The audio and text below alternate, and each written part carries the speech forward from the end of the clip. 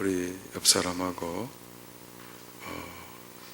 인사하겠습니다. 당신 행복이 나의 기쁨입니다.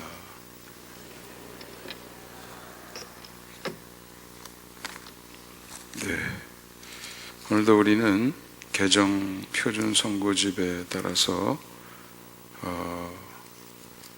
개정 표준 선고집이 우리에게 제시하는 성경 말씀을 함께 생각해 보겠습니다. 그 성경 말씀은 출애굽기 33장 12절부터 23절까지. 여러분 성경 펼쳐놓고요, 함께 들여다보면서 성경 말씀이 우리에게 주는 교훈을 받아보면 좋겠습니다. 여러분 출애굽기 32장으로 가보면 제목이 뭐라고 되어 있죠? 금송아지 이렇게 되어 있죠. 네. 창세기 19장에 출애굽기 19장에서 하나님께서 이스라엘 백성을 구원하신 이유를 말씀하셨고, 그것을 모세를 통해서 전달받은 이스라엘 백성들이 받아들여서 언약 관계에 들어가게 되었고, 24장에서 언약을 맺었죠. 자, 이제 너는 언약을 맺었으니까 너희들은 이렇게 살았으면 좋겠다 하고 40일 동안 하나님이 원하시는 언약의 백성이 어떻게 살아야 될지, 그것에 대한 지시를 받고 있는 가운데 시간이 흘렀어요. 한 달이 지납니다. 40일이 가까우니까 사람들이 마음속에 불안해지기 시작했어요. 모세가 모든 걸 다 했거든요. 사실 자기들은 생각해 본 게 없어요. 이제 하라는 대로 하다가 보니까 노예였던 사람이 자유도 얻고, 하라는 대로 하다가 보니까 홍해도 갈라져서 건너게 되었고, 이끄는 대로 가다가 보니까 광야에서 만나러 먹기도 했고, 이런 사건들이 이어지면서 여기까지 왔는데, 바로 그 사람, 모든 것을 처음부터 끝까지 다 의존했던 바로 그 사람 안 보이는 거예요. 불안한 거죠. 그래서 32장 제목을 한번 보겠습니다. 읽어보죠. 시작. 32장 금송아지 사건이 일어난 거예요. 우리를 인도할 신을 만들어내라 이거예요.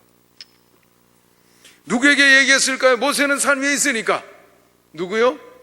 아론에게 금붙일 가져오라고 해서 녹여서 조각칼로 금송아지를 만들었다. 그런데 이스라엘 사람들은요, 전혀 이상하게 생각하지 않았습니다.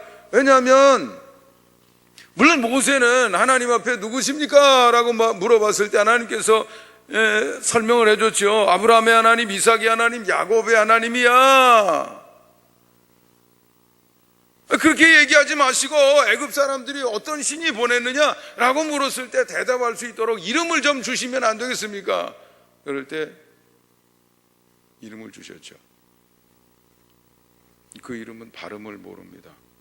이미 히브리어는 자음만 쓰는데 모음이 표기 안 돼 있는 데다가 이스라엘 사람들은 거룩한 이름을 어떻게 함부로 입에 담을 수 있느냐, 발음을 안 해서 발음이 없어졌어요. 번역할 때 여호와 또는 야훼 이렇게 번역이 되는데, 그 뜻은 이름을 받는 장면에 나와 있죠. 나는 나다. 나는 스스로 있는 자다. I become what I become. 내가 되는 대로 되는 존재야.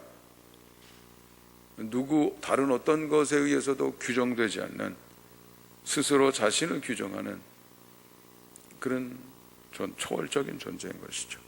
그런데 반면에 그건 모세의 경험이고 모세의 지식이고, 이스라엘 백성들의 입장에서는 태어나면서부터 애굽에서 살았거든요. 네. 그런데 애굽에는 수많은 신들이 있는데, 어떤 신은 송아지 형상의 온갖 종류 신들이 다 있는데, 공통된 특징이 뭐냐면 다 형체가 있다는 거죠. 사람이 만들었다는 거죠. 그래 놓고 그것을 신으로 섬기는 게 관례입니다. 그러니까 하나님을 모양으로 만든다는 것에 대해서 잘못되었다는 생각을 가져본 일이 없어요.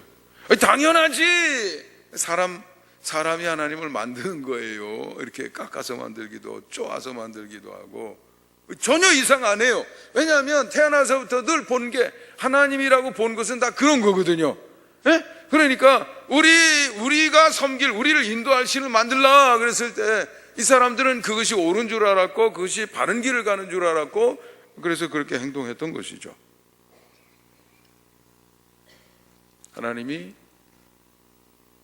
언약을 맺기 전에 핵심 계명을 이미 주셨는데 그 10계명에 보면 제 두 번째 10가지 계명 중에 두 번째가 뭡니까? 우상을 만들거나 섬기면 안 되는 거예요. 하나님의 형상을 만들어서도 안 되고 하나님만이 신이고 신은 하나님은 한 분뿐이고 거기에서부터 출발하는 거거든요. 그런데 두 달이 지나기도 전에 벌써 그걸 깨트린 거예요. 언약을 맺었는데 언약을 깨트린 거죠. 언약을 깼어요. 그래서 하나님께서 진노하시는 장면이 나옵니다. 언약이 깨졌어요. 33장 와서 모세가 하나님을 붙들고 씨름하는 겁니다.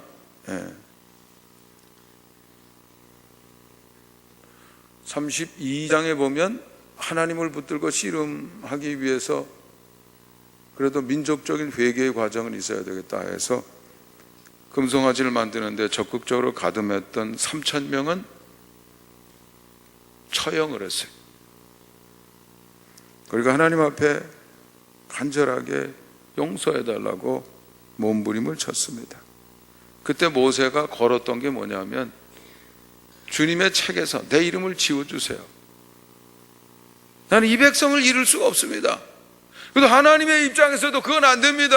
하나님의 이름으로 이 백성을 이끌어 나왔는데 광야에 나와서 다 몰살됐다. 그러면 하나님의 이름에 이건 안 됩니다. 이건 안 됩니다. 그러니 차라리 내 이름을 지워주세요. 하나님 앞에 몸부림치면서 하나님의 용서를 얻어냈습니다. 32장 끝부분이에요. 하나님이 받아들이셨습니다. 그래, 내가 내 기도를 받아들이겠다. 그리고 너는 가서 이 백성을 본래 했던 그곳으로 인도해 가라. 보응하는 문제는 내 소관이니까 내가 보응할 날에 보응하겠다. 요런 정도에서 32장 끝까지는 마무리가 됐습니다. 하나님의 마음이 다소 돌아오셨고요. 용서해달라고 그랬지만은 용서는 내 문제니까 내가 알아서 할 거야. 보응하는 날엔 내가 보응하지. 이런 정도로 마무리가 된 것이 32장까지입니다. 오늘은 이제 33장인데요. 1절부터 6절에 하나님이 모세에게 이제 떠나라 말씀하시는 장면이고요. 7절부터 11절은 회막에서 모세가 다시 한번 하나님과 씨름하는 장소입니다. 성막, 하나님이 머물러 계시는 거룩한 처소, 그런 의미에서는 성막 이렇게 부르고요. 우리가 하나님께 나가서 만나는 장소다, 그런 의미에서는 회막 이렇게 부르는 것이죠.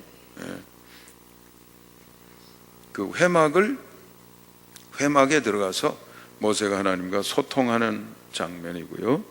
12절부터 23절 오늘 우리가 읽은 부분은 여전히 계속되는 하나님과 모세의 대화이지만 하나님께서 모세의 기도를 들으시고 마음을 바꾸시면서 내리시는 처방, 조치들, 이런 것들이 나타나 있는 부분이 이제 마지막 부분이라고 할 수가 있겠습니다.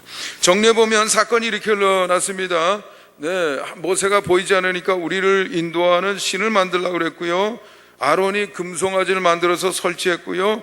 백성들은 너무 좋아서 이제 하나님이 보이는 거예요. 금송아지로 번쩍번쩍 하는 게 보이는 거예요. 그래서 기쁘고 난리가 났어요. 제사를 드리고 축제를 벌이고 춤을 추고, 하나님께서 모세에게 이 사실을 산꼭대기에 있는 모세에게 알려주면서 내려가라고 말씀해 주셨고, 그러면서 이스라엘은 목이 뻣뻣한 백성이기 때문에 이스라엘을 소멸시키고 너로 큰 민족을 이루겠다 하셨지만 모세가 3,000명을 처형한 후에 하나님과 담판을 져서 일단 하나님의 마음을 다소 돌려놓을 수가 있었다 하는 것이죠.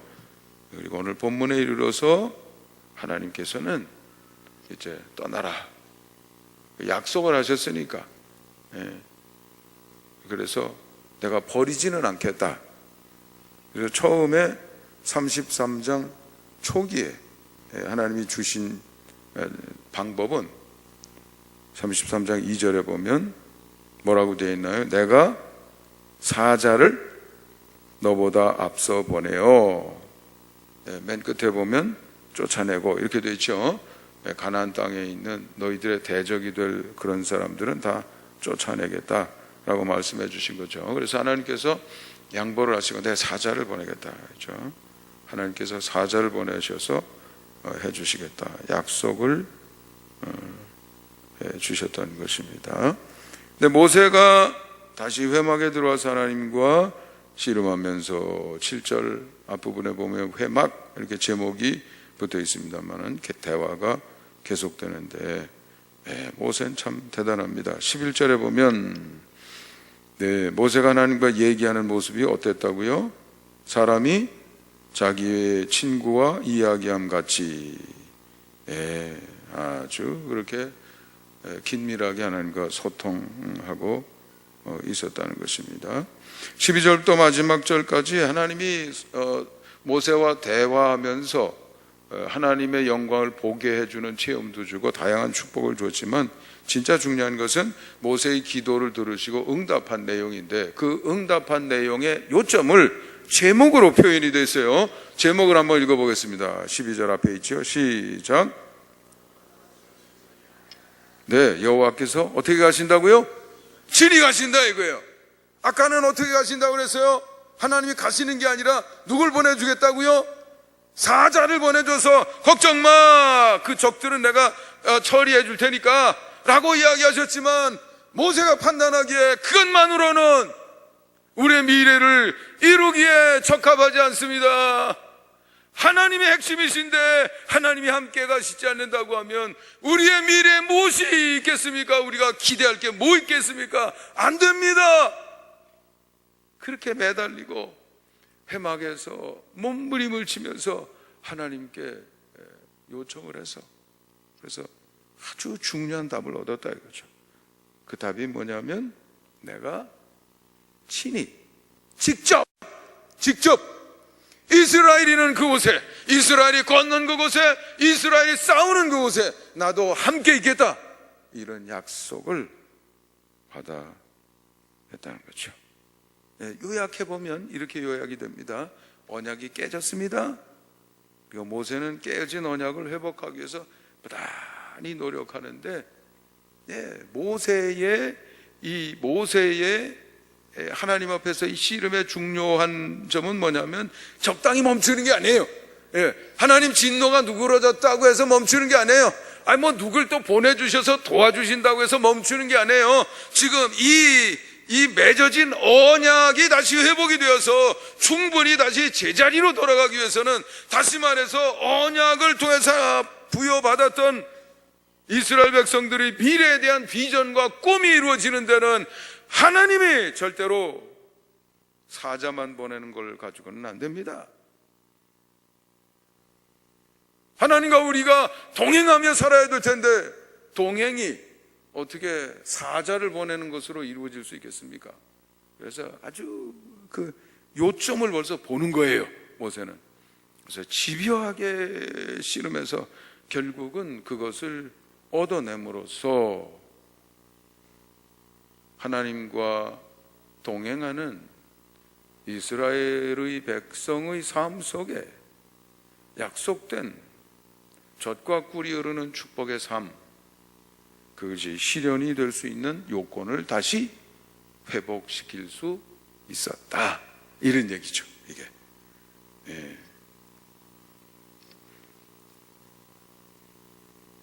제가 여러분하고 이 말씀을 읽으면서 풀어보고 싶은 숙제가 있습니다. 정말 모세가 목매에서 그렇게 애절하게 절박하게 얻어내려고 했던 답,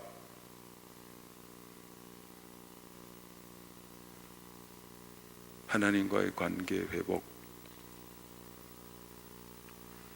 그거 정말 그렇게 중요한가요? 그렇죠? 아니, 더 정확하게 얘기하면 그것으로 충분한가? 라는 거죠. 아니, 다시 우리가 생각해 보면 중요합니다. 그렇지만 그 중요한 것을 지금 백성들은 아무것도 모르고 있어요. 지금 이제 진멸당할 위치에 있다는 것 자체도 모르고 있는데, 지금 모세는 하나님 앞에서 씨름하고 있는 것입니다. 모든 것을 다 보기 때문에 사실 지금까지 모든 것을 관리해주고 책임져 왔던 모세거든요. 모세 없는 이스라엘 백성들은 사실 아무것도 아닌데, 그렇게 본다고 하면 모세가 중요한 거 아닌가요? 모세와의 관계, 그렇다고 하면 어떻게 풀어야 될 것인가요? 영적 지도자들, 아니, 그 두 가지면 정말 충분한가요? 하나님은 자기 사명을 다하시고 모세도 역시 마찬가지인데, 그런데 결과적으로 본다고 하면 출애굽 1세대는 가나안 땅에 못 들어가고 부지런히 가면 열하루 길밖에 안 되는 것을 40년이나 그냥 제자리에서 맴돌고 엉뚱한 짓 하다가 결국은 광야에서 죽고 말았는데, 또 다른 중요한 요소 있는 거 아닌가요? 그건 뭡니까? 이스라엘 백성들은 언약을 통해서 부여받았던 아름다운 내일에 대한 비전이 있고 꿈이 있고 그것을 이루는 것이 관건이었습니다. 그것을 위해서 언약을 맺었고 그것을 위해서 지금 바라보고 나아가는 것인데, 우리도 역시 마찬가지죠. 여러분, 왜 크리스찬이 되셨습니까? 왜 교회 나오시나요? 왜 오늘도 성경을 들여다보고 계시나요? 왜 기도하시나요? 왜 예배하시나요? 왜 기도하시나요?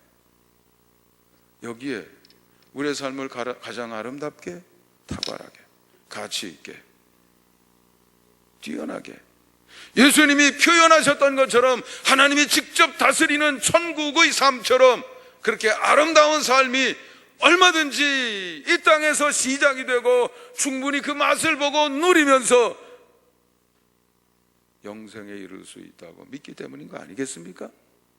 그런데 혹시 우리의 삶에도 종종 이것이 위태위태해지고 있는 것은 아닐까요? 그럴 때 우리는 어디에다가 맥점을 두고 그것을 풀고 해결하고 그리고 이루어 나가야 되겠습니까? 모세처럼 하나님에게요? 아니면 영적 지도자들과의 관계는 어떻습니까? 아니, 출애굽 1세대는 그렇게 되고서도 결국은 실패했는데, 그러면 남은 한 가지는 뭔가요? 어떻게 해야 언약도 맺고 아주 너무 좋아서 입이 쫙 벌어지고 아무리 그래서도 결과가 없다고 하면 얼마나 허망하겠어요. 안 그렇습니까? 예? 예. 엄격히 따지면 40년 동안 광야에 있을 필요도 없는데, 그렇게 하다가 출애굽 1세대는 하나님이 주신 꿈을 이루지 못했잖아요. 요단강 건너라고 그래도 건너지도 못하고. 아니, 내가 친히 간다는데, 아니, 약속해 주시잖아요. 거기에 있는 무슨 헷사람, 아모리 사람, 가나안 사람, 여부수 사람, 히위 족속 걱정 마라 말씀해 주셨잖아요. 그런데도 왜 못 들어갔냐 이거죠. 하나님이 안 해주셨나요? 모세가 가지 말자고 붙들었나요? 아니면 왜 그랬냐 이거죠. 여러분들이 이 부분들을 명확히 이해를 하시고 대응을 하셔야 됩니다. 그래야 여러분의 꿈이 이루어질 줄 믿습니다. 그것이 이루어지는 데는 예수님 말씀하신 것처럼 걱정하실 필요가 없어요. 믿음 앞에는 산도 굴복한다 이거죠. 산이 여기서 저기로 옮기라 하여도 옮겨진다 이거죠. 걱정하지 마세요. 다 이루어져요. 그런데 문제는 10하루길이면 끝날 일을 40년 동안 그냥 제자리에 앉아있기 때문에 그런 거죠. 그래서 오늘 그것을 뛰어넘는 그게 뭔가 여러분이 명확히 이해하시고 그리고 그런 관점을 가지고 여러분의 신앙생활을 풀어가실 수 있게 되시기를 바랍니다. 네, 첫 번째는 하나님이죠. 네, 하나님. 모세처럼 하나님에게 목을 매야 되냐? 하나님과의 관계 도대체 어떻게 풀어가야 되냐? 이거죠. 네.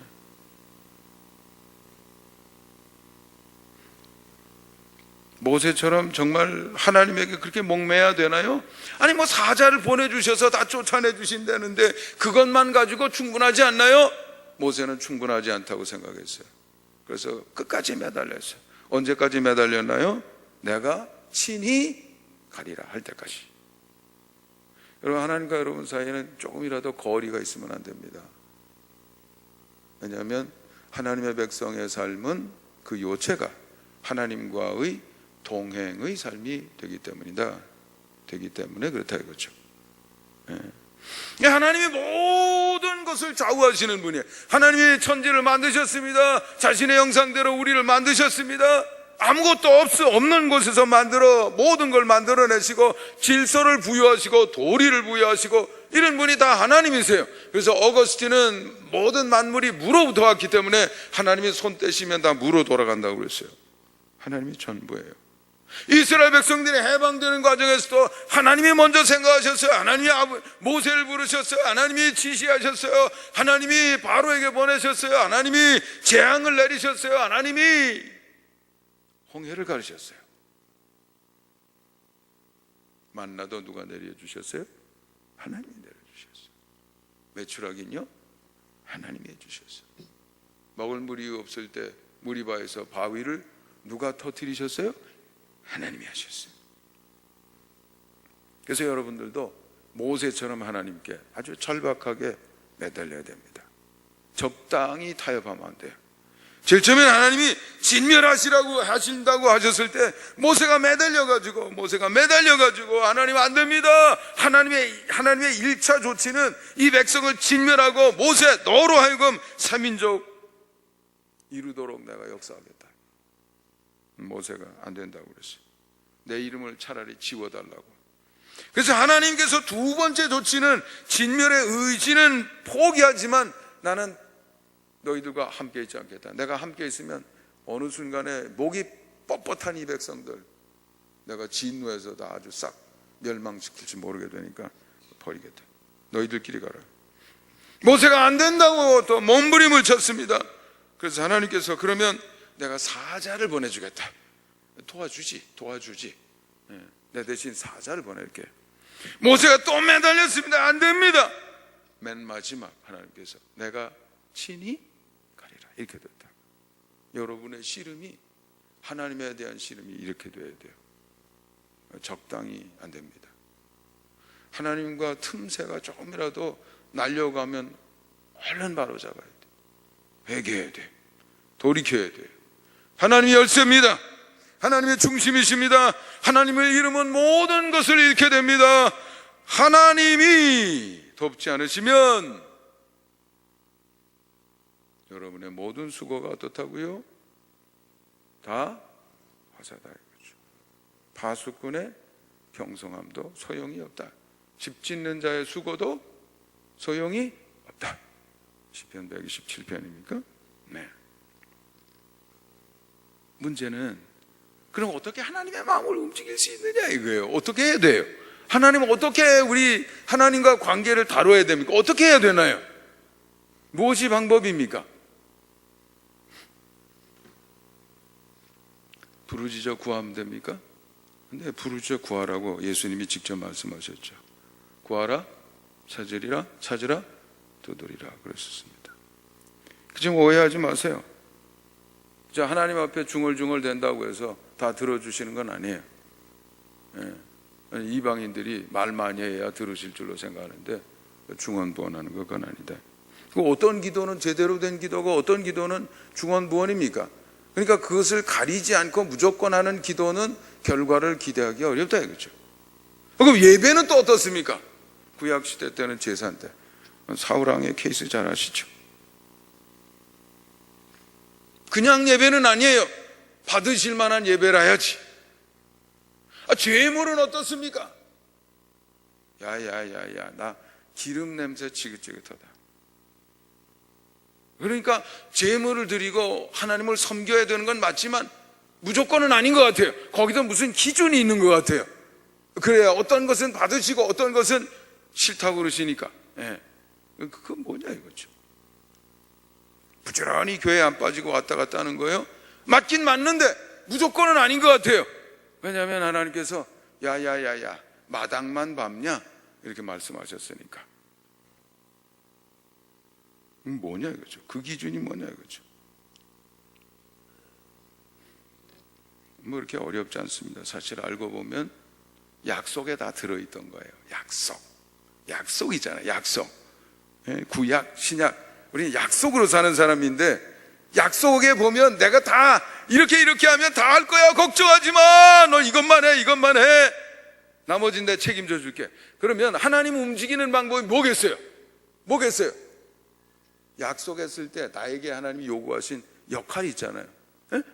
그것만 하면 돼요. 그럼 하나님께서 자기 역할 다 해주실 줄 믿습니다. 하나님께서 우리에게 원하시는 대로 이게 하나님 내 백성의 도리야, 사는 방법이야 말씀해 준 거 있잖아요. 예수님이 가르쳐 주셨잖아요. 그걸 더 명확하게 설명해 주셨잖아요. 그것을 붙들고 씨름하는 겁니다. 그 자리 돌아오기 위해서 교회도 오는 거고요. 나 하나님의 백성입니다 고백하는 거고요. 기도의 자리에서 자기를 성찰하는 거고요. 하나님께 내 똑바로 살게 결심하는 것을 고백드리는 거고요. 기도는 하나님만 움직이는 게 아니에요. 그냥 움직여지는 분이 아니에요. 하나님 움직이는 방법은 너무 쉬워요. 모세처럼 하면 돼요. 잘못한 거 인정하고 바로 잡을게요. 우리 고칠게요. 그러면 하나님께서도 우리에 대한 하나님의 입장을 바꾸신다 이거죠. 언약의 내용 중에 내 책임에 집중한다. 하나님은 우리를 복되게 해주시고 세계 모든 민족에 뛰어나게 해주시고 다양한 그 약속이 있어요. 대신 우리는 십계명을 비롯해서 우리에게 주신 너 이렇게 살아라. 예수님이 복음서에서 하신 설명들이 있잖아요. 이렇게 살아라.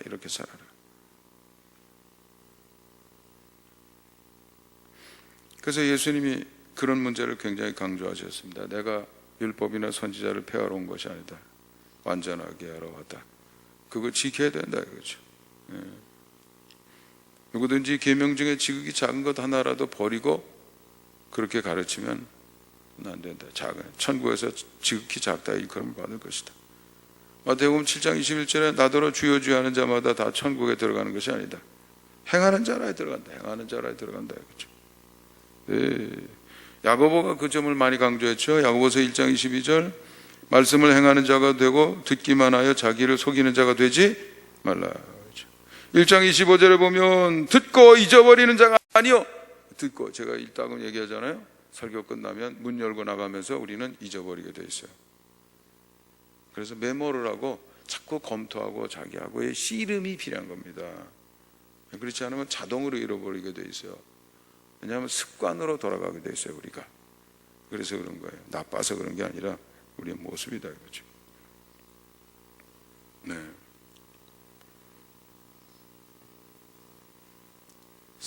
사울 왕이 제사 드리고 망한 거 아시죠? 사무엘이 오기도 전에 제사하고 싶은 마음이 너무 간절해서 자기가 막 제사를 드렸어. 그때 했던 말이 있어요.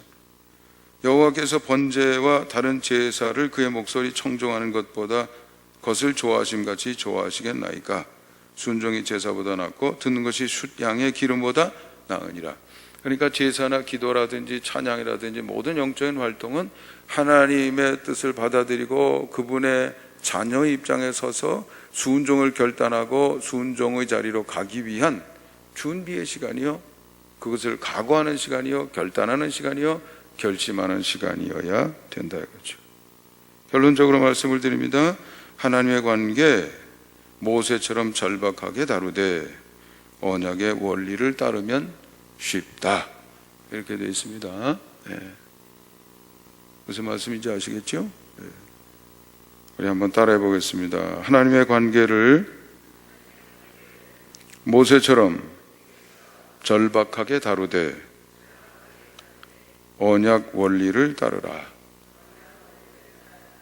예, 언약 원리는 하나님의 역할이 있고 언약은 쌍방간에 하는 거니까요. 우리 역할이 있는데 우리 역할에 충실한다 이거죠.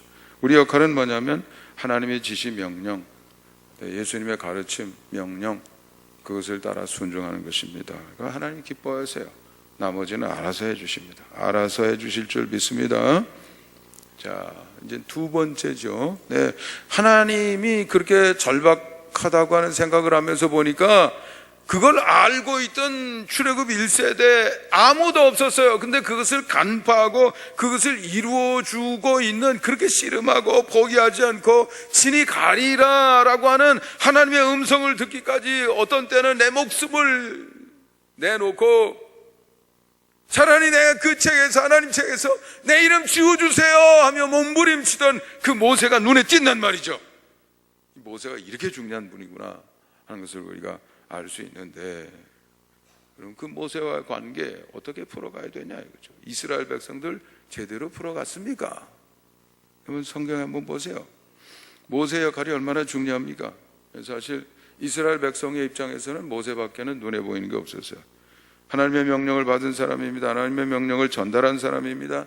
하나님의 명령을 집행한 사람입니다. 바로를 만났습니다. 이스라엘 백성을 이끌고 나왔습니다. 홍해를 갈랐습니다. 만나 메추라기가 나타나게 하나님과 기도하면서 만들어냈습니다. 바위에서 물이 나게 했습니다. 뭐 지금도 마찬가지죠. 언약 관계를 주도했습니다. 깨진 언약을 회복했습니다. 전부 다 누가 했어요? 모세가 다 했어요. 근데 성경에 보면 모세에 대한 백성의 반응의 역사가 나옵니다. 제일 처음에 바로를 제일 처음에 만나고 났을 때에 바로가 화가 나서, 이게 일하는 게 편하니까 이런 소리를 하는구나. 집, 재료, 벽돌 만드는 재료, 그건 주지 말고 생산량은 조금 더 낮추지 마라. 일하는 게 고달파야 쓸데없는 생각을 안 하지. 이게 바로의 조치였습니다. 그건 얼마나 힘들어졌어요. 그러니까 출애굽 5장 21절에 보면 모세를 향해서 모세와 아론이 간들 같이 다니죠. 너희가 우리를 바로의 눈과 그의 신하의 눈에 미운 것이 되게 하고 그들이 손에 칼을 주어 우리를 죽이게 하는도다. 불평을 했어요. 우리 죽이려고 그러냐? 이거죠. 에? 누가 해달라고 그랬어? 이거죠. 불평하는 거예요. 그 다음에 홍해 앞에서 바로의 군대의 추격을 받고 있을 때 했던 말이 있어요. 출애굽 14장이죠. 이렇게 얘기합니다. 애굽에 매장지가 없어서 당신이 우리를 이끌어 이 광야에서 죽게 하느냐? 모세에게 지금 얘기하는 거예요. 당신 말이야, 애굽에 무덤 없는 줄 알아? 그거예요. 그 뒤에 얘기 계속되지만 다 읽지는 않겠습니다. 출애굽기 15장 다음 장에 가서 곧바로 마라의 쓴물 앞에서 불평하고 또 난립니다. 광야에서 음식이 또 궁할 때 또 모세에게 원망하면서 우리가 애굽 땅에서 고기 까마귀 곁에 앉았던 때가 생각난다. 그거죠. 신광야에서 먹을 물이 없었을 때 우리를 어찌하여 애굽에서 인도해 내어서 우리와 우리 자녀와 우리 가축들이 목말라 죽게 하느냐. 이런 얘기는 끊임없이 계속되고 있어요. 모세는 한 번도 고맙다 소리 들어본 일이 없어요. 성경에 보면. 그런데 32장에 출애굽기 32장에 보면 어떤 지도자는 아주 백성들이 너무 좋아해요. 아론이죠. 백성들의 소리에 즉시 반응해요. 백성들이 원하는 것을 즉시 제공해요. 백성들의 요구에 부응하는 리더십이에요. 백성들은 금방 불평을 잊어버리고 먹고 마시고 축제를 벌이게 만족을 시켜주는 리더십이다 이거죠. 이렇게 보면 두 가지 리더십이 있습니다. 하나님 중심의 리더십, 모세지요. 하나님의 마음을 살피고 하나님의 음성을 듣고 실행하며 하나님의 명령을 전달하고 하나님이 인정하시지만 사람들로부터는 원망이나 불평이나 배척을 경험할 수 있는 리더십 스타일입니다. 아론의 리더십은 사람 중심의 리더십입니다. 사람의 마음을 살피고 사람의 음성을 듣고 그들의 요구에 부응하며 사람의 욕구를 충족시켜줍니다.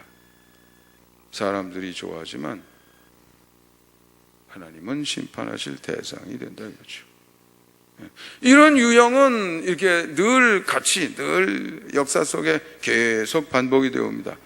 아합 왕과 여호사밧 왕이 만났을 때 얘기 성경 읽어보면 전쟁 나가기 전에 여호사밧 왕이 선지자들한테 물어보자 400명이 와가지고 다 아합이 원하는 걸 알거든. 아합은 폭군입니다. 얼마나 많은 사람을 죽였는지 몰라요.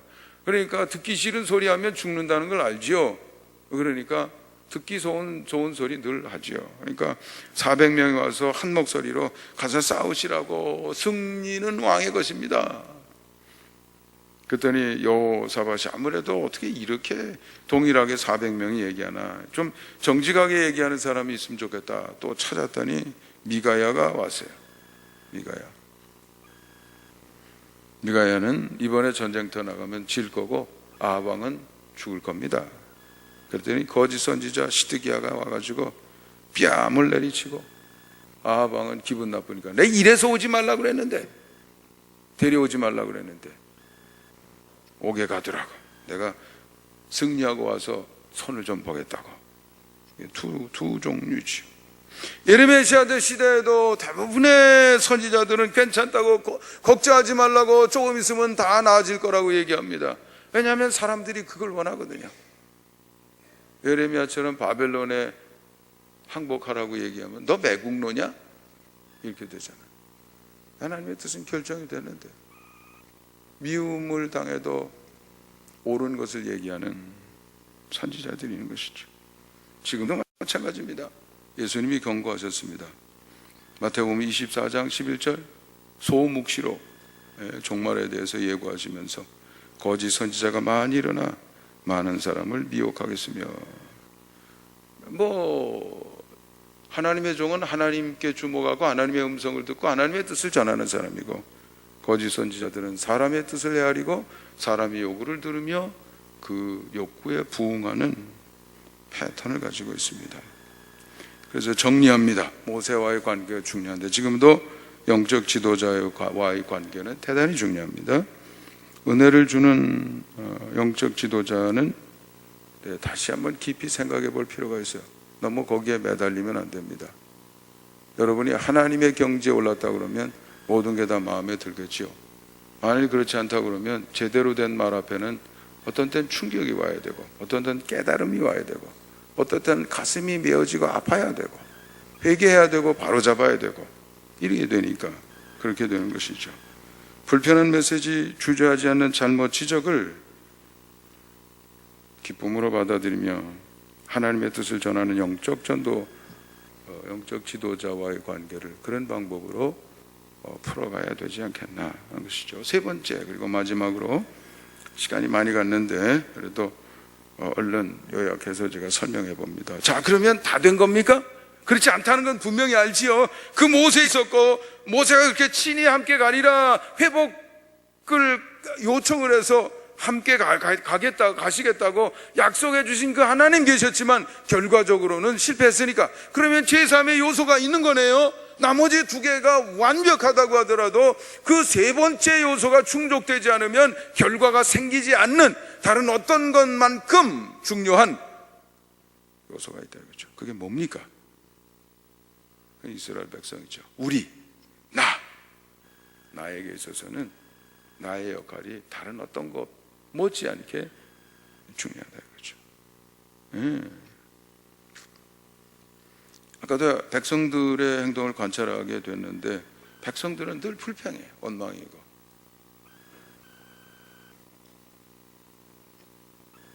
자기를 세우는 일에 실패하고 말았습니다. 하나님과 동행하려고 그러면 약속을 지킬 뿐만 아니라 믿어야 되는데 믿지 않는 거야. 우리도 귀 다 가지고 있고 눈 다 가지고 있어. 우리를 뭐 바보로 취급하는 거야? 거긴 거민을 삼키는 땅이야. 우리를 거길 들어가라 그러면 사지로 몰아가는 건데 순종을 안 하는 거야. 믿음이 없으면 제자리 있게 돼 있어. 제자리에 맴돌게 돼 있어. 전진을 못해. 이런 사람들의 특징은 자기중심적입니다. 자기의 고통, 자기의 불편. 이런 이스라엘 백성들의 모든 얘기를 가만히 살펴보면 어디서부터 출발하냐면 자기 속에서 출발하는 거야. 내가 지금 불안한데, 내가 지금 목마른데, 나 지금 배고픈데, 나 힘든데, 미래가 안 보이는데. 네, 여러분, 내가 답이 될 수 없고 내가 출발점이 될 수가 없어요. 예, 그렇기 때문에 하나님에게서 시작해야 되고, 하나님에게서 시작하려고 하면 지금 당장 고통스럽고 불안하기도 한 거를 극복하면서 믿음으로 가야 돼요.